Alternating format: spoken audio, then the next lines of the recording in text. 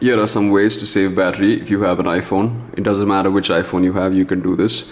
So first thing first, go to settings, general, background app refresh. Make sure this is always off.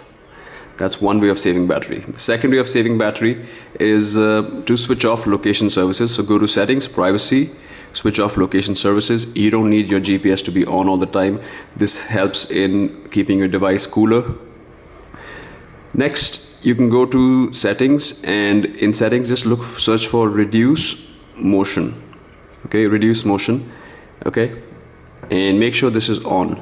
Once this is on, it'll not do those extra graphics. These kind of graphics, you don't need them. They also give you a headache. Okay, so that's 3 ways of saving your battery. One more thing I would like to recommend. When you are charging your phone, make sure you charge it between 30% and 80%. The more you can keep it at that, the more likely you're gonna have good battery health. As you can see, I have 99%. I've been using this iPhone 13 Pro Max for about almost 6 months now. And as you can see, I like to make sure I do this. What else can you do to save your battery? Make sure your Bluetooth is off. Don't use this menu to switch off anything, because when you do that, it just temporarily disables it, but in the background it's taking your battery. So instead of switching it off from here, from the drop down menu, you have to do the cumbersome activity of switching it off from the settings, Wi-Fi, Bluetooth off.